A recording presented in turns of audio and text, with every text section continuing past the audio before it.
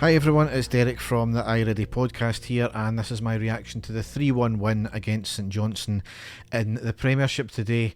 It's at home, we're playing the bottom of the table who are on a really bad run of form, leaking goals right, left and centre. We went 3-0 in the first half and the second half was just absolutely dire, really, really dire. For a team that needs to be showing us something, they never really shown it. It taken us a while to get going today.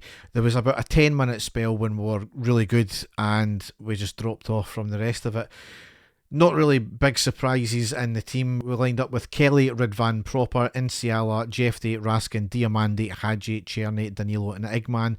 On the subs bench we had Munn, Cortez, Barron, Dessers, Barami, Matondo, Dill, King and McCausland. So going back to the two up front like we done in December, which served us well.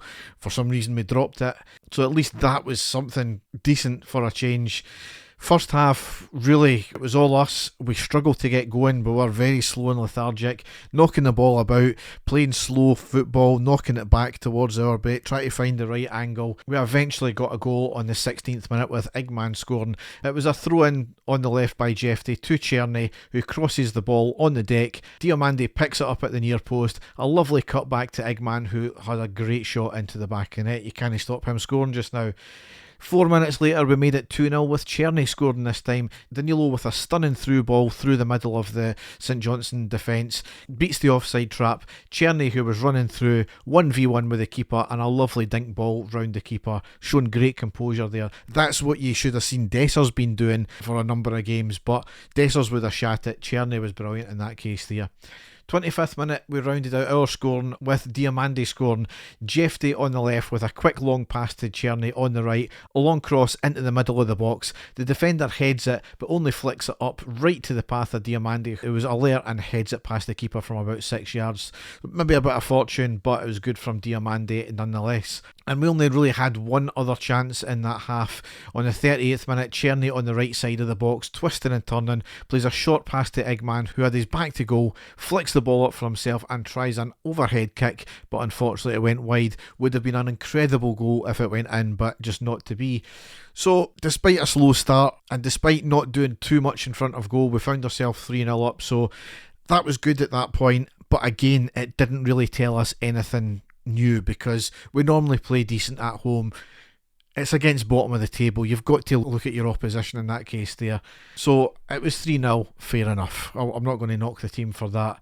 But the second half was absolutely dire. Really, really dire.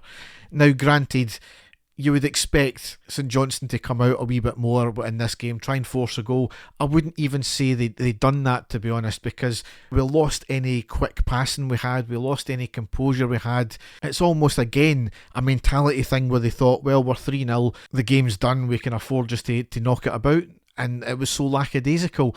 This is the thing, being 3-0 up against bottom of the table at home, you could have put a raft of youngsters in to try and bleed them in, but you look at the bench, we had King on, who was clearly never going to get a proper run out. The rest of the bench were full of normal first teamers, so we never even had that luxury.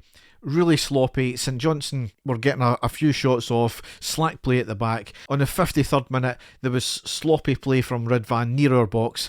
He lost the ball. The St Johnstone player managed to get a shot off and it was deflected out for the corner. Their first corner of the game, and you just knew what was going to happen from here.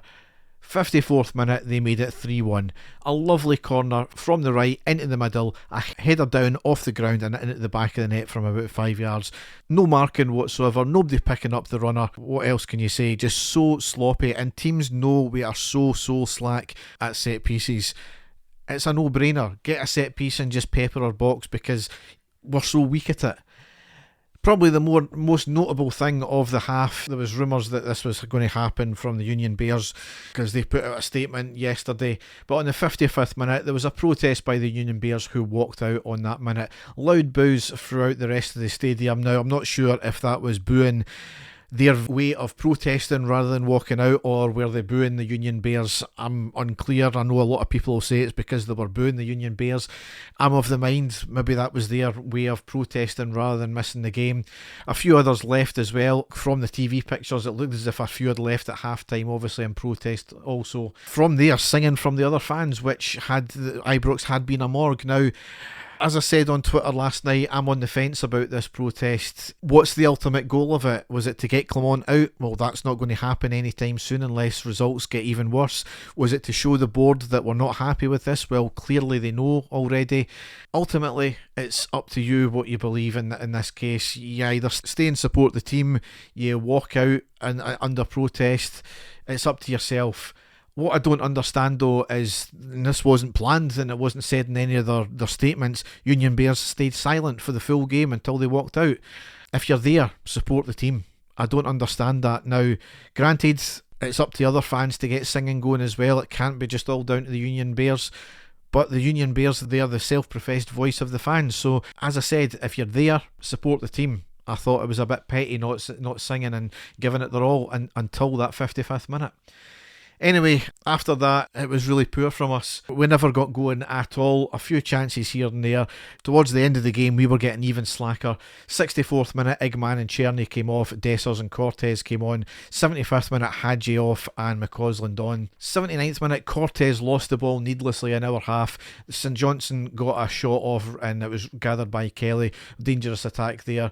Given the fact that there was still 10 minutes to go, they pull another goal back and it's nervy for the last 10 minutes.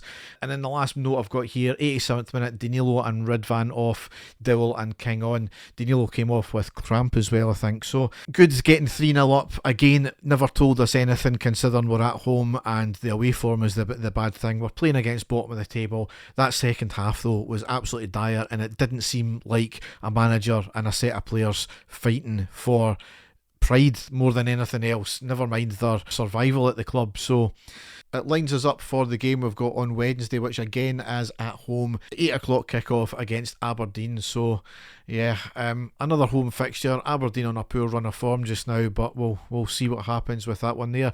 Dave and I will be recording a main podcast on the Thursday, so we'll go over the last couple of games, but Dave or I will be back with a post-match after the Aberdeen game. So all that's left to say is enjoy the rest of your weekend. Thanks for listening and goodbye.